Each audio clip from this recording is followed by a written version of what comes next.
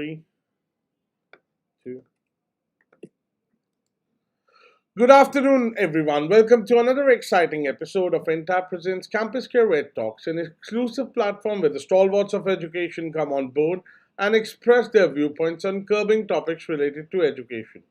Before I begin, let me quickly introduce you Entab. We are a 20-year-old IT company engaged in providing mature and futuristic school ERP, CRM, and mobile apps to the schools spread across India and help in transforming them from good schools to great ones.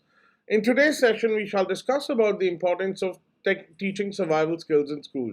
The lockdown has forced us to learn everything from cooking, cleaning, washing our own clothes.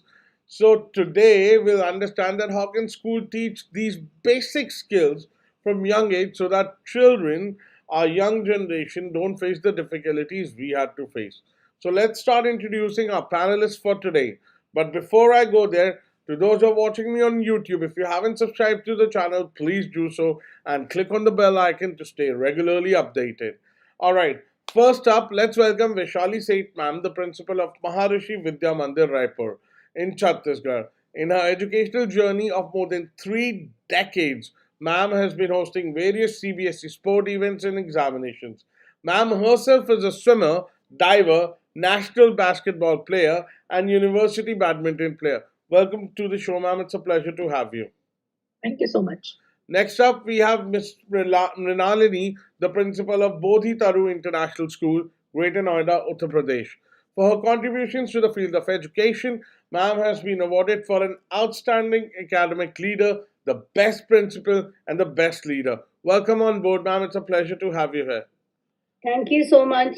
All right, and I'm your host and host Himanshu. So if you have any questions, please just mention those questions in the chat and you'll get a shout out and I'll ask those questions from our lovely principals.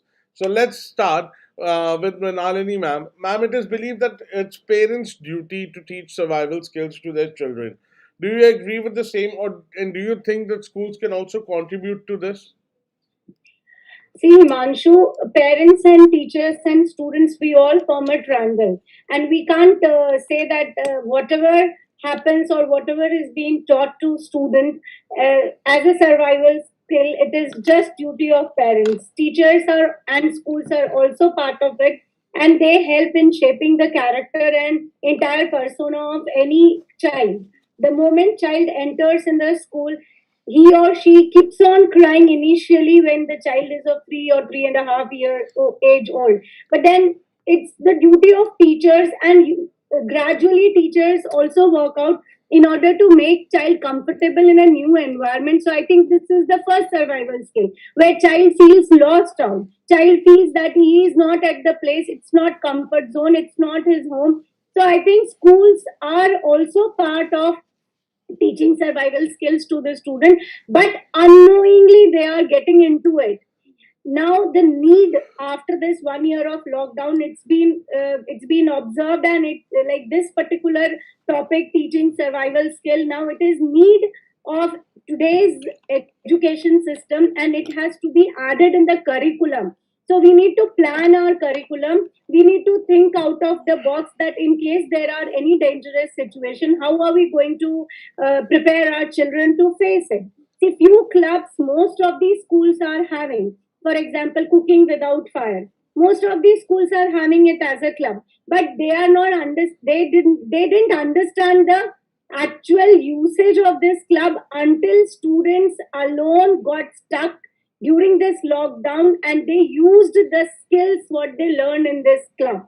Right. So now schools are realizing that this is very important part of curriculum, and we have to teach our children.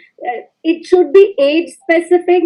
If the child is of 7, 8, 9 years old, then we have to teach them specifically in case if you get lost. So you should be identifying the places where you are roaming and what are the key areas or key locations that should be in your mind, so that in case you get lost, you can return back. Then we can teach our children to stay calm in case any kind of adverse situation is faced by them, and how to deal with disasters, because disasters like in last 1 year, I think there were 11 to 12 earthquakes. Maybe it was not major, but then these skills are to be taught to our children. so that when they are stuck into these kind of situations, they can survive. Gone are the days when 10 years back they were taught how to do gardening, how to do cultivation, how to do hunting, how to do rock climbing. Now we all are living in a very modern technological Yeah, societies. ma'am. For You example, like let's say in stations nowadays. I don't know about Gujarat, but I guess it must have started from Gujarat only. Giving the progressive chief ministry you always had. So mock drills happen. For example, if a terrorist attack has happened, there will be a mock drill on metro stations, or there might be a mock drills. So, do you think all these things will also be included in the syllabus, Vaishali, ma'am? Yes, yes, we See, do have. we always talk about that it's a contributive effort of parents and teachers to bring up a child, to make him fit and confident in the society when he goes out of the school in 14 years of time. So naturally, whatever he has to learn to be doing at home should also be taught in the school. Like we teach them mathematics, science, social science, and the other subjects in school.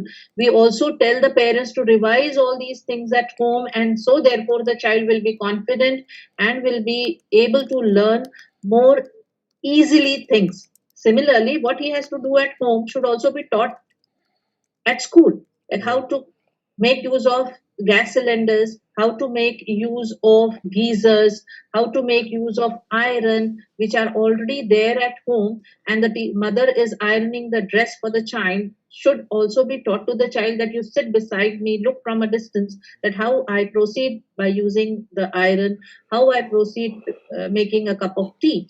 Like at our school, the holiday homeworks are not to learn ABCD, but to give a glass of water to everyone at home.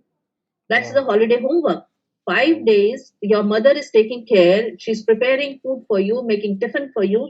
Now it's your time, although you cannot cook, but at least you can fill the tiffin for your father to go to the office. So that's your holiday homework. Also, prepare a cup of tea if you have grown up of class 7 or 8. You can prepare a cup of tea in the morning for the parents and everybody at home, and that's your holiday homework. That's where you learn the etiquettes. That's where you learn the close relationship with each other, and you value and respect the feelings of your parents, and in your way you return it back. That's what should be, and so you learn also. By doing so happily, you learn also. Nobody has to nag you, force you to learn how to cook, how This to is serve. Yes. this is what's called experiential learning, I guess. What's better way to understand experiential learning Yes. than actually doing homework? Correct, And correct, correct. wow, progressive mind, ma'am, blown away. Switching on the geysers, switching off the geyser when the work is over. These all things are very simple, but nobody takes care of it. Exactly. I still get scolded by my father that why is the tube light on from that particular Right. room which is not being used. So that's very true.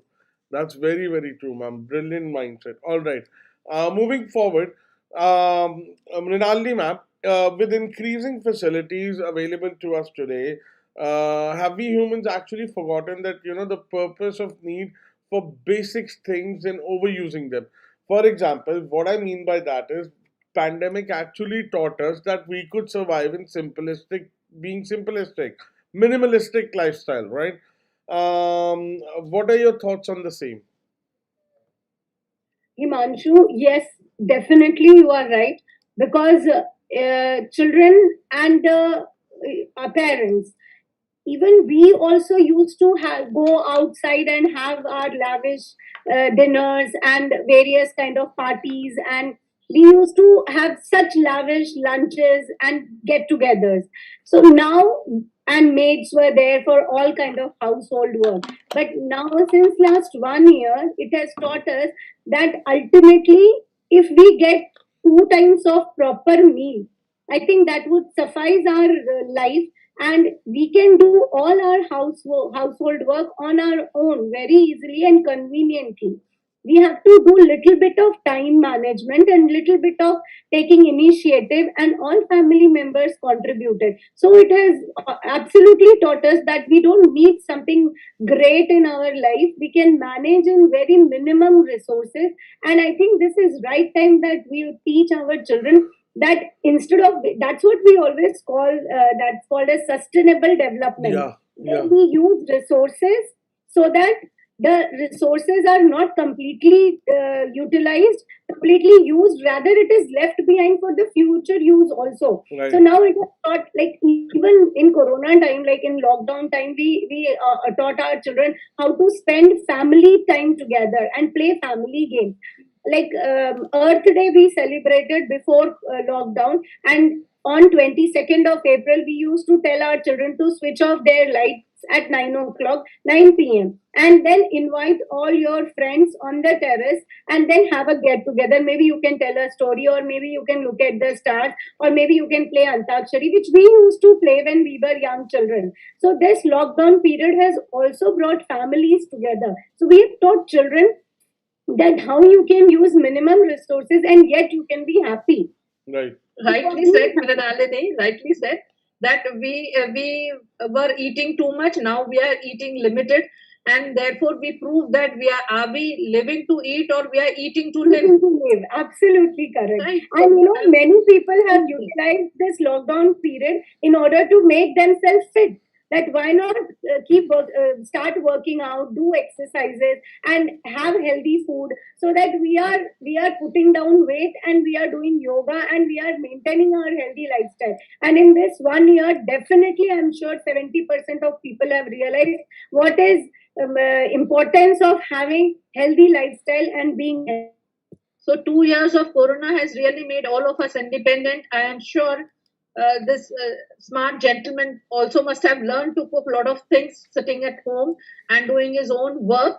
And it is really good that we have learned all these things. For what we were dependent on others, and now because in lockdown, now also in lockdown, no domestic help, and we are still Yeah. able to do things in a better way. Ma'am, I guess the biggest, it's not about, what we learned and what we didn't learn, but I guess the biggest takeaway, what I got from Corona was that, yeah, we don't require lavish parties. Minimalistic lifestyle is more than suffice. We don't need to go to every weekend. We don't need to party. We don't, work hard for 5 days a week and then on the weekend party harder. No, chill, relax. So, how much time we are saving, how much energy we are saving Exactly. to And money we spend are that saving. valuable time with our family members. Yeah. One more most important thing which Corona taught us, the importance of liquid cash. Yes. That's what money That when you was like when I was preparing my notes, and survival skills. What should we teach? What is the survival skill? So one of the survival skill I wrote in my note is management of money. So management of money has to be taught to a child in the school itself. Ma'am, He this was should actually a realize. topic. This was actually a topic which I picked up in my webinar. I guess last to last week. That should money management be actually part of school curriculum because no Yes, school does. it should be. Yeah, It should be. Because see what happens, children are getting lured by various brands, various advertisements, various malls coming up, and as a result they land up in the mall. They really do not know that how what is actually required, and they end up buying all kinds of unnecessary items, and in competition with their friend they waste their money. And you never know when you really require money for necessity. Maybe somebody gets ill in your family, that is necessity. You can't go on asking money from. So it's management of money and maintaining a budget. So economics in CBSE syllabus in 9th 10th economics subject is there. But then I think from starting from class first onwards, we should teach them importance of money and how to save your money, and how to understand what items are required by you and what items can be postponed further when you are buying. I think the best thing what Corona has taught the children is how to make good use of mobiles. Everybody was hmm, using mobile in the wrong way, but now this pandemic has taught Mhm. them how well you can use this equipment and how much time they should in a use much this more equipment. constructive manner. Yes. Right. Wonderful, Yes. ma'am. So this was my second survival skill when I was making note, and that is, what if electricity and technology is being lost? See, as per survey of EMP UK, they found out that in case if electricity is lost, then 90% of people may not survive in entire world if 24 hours electricity is not available. So first 24 hours, 90% of people may not survive. So now we have to teach our children, if you do not have mobile in your hand, if you do not have television in your front, if you do not have fan, you don't have AC, how do you survive? So we have to tell them that if you are not having AC, you can take bath twice, and then you can cool down. What kind of clothes you can wear so that you can keep your temperature low, body temperature low. If you do not have mobile, you can start creating some constructive games along with your family members. If you are alone, you can start reading a book. So this is my second survival skill that I'm going to add the moment school is reopening. How to Ma'am, I'll tell survive you if what. electricity is I'll not there. I'll tell you what. A very once. See, I'm going to wrap this up very quickly, but I'll tell you one more thing. So me and my cousin, we belong from Himachal, right? And we always love to go to the mountains and make a bonfire and everything. Can you imagine that it is so hard for us city boys to make a bonfire, wherein it will only take 10 seconds for somebody in the village to make a bonfire out of those woods? Whereas we are from Delhi and it took us an hour and we wasted extra fuel. And the guy who came just lit a fire, and it was just lighting a fire is so difficult. And it is one of the basic survival skills. Fire, basically, the where the mankind generated civilization happened, they said, by. There where it comes locals and vocals. Yeah. Yes, the locals are smarter than the ones who are coming from the other part. They know their place very well, how to live in that temperature, how to manage in that temperature and with that environment. They are very good at. For that, they don't have to go to school. Their skills are so good. Right. Learn all these things. They don't need to go to schools. They are well equipped with all these small little things to go ahead in life. Right. All right. Thank you so much, Vaishali ma'am and Mrinalini ma'am. Thank you. Wonderful insights, both shared by both of you. Stay safe, and God bless you till we meet next time again. On some other topic, we'll have some discussion. One of the very few topics which are one of the very most important topic I would love to have both of you on, that is the sign language. Should that be introduced in school? Very interesting topic. Till we meet next time, ma'am.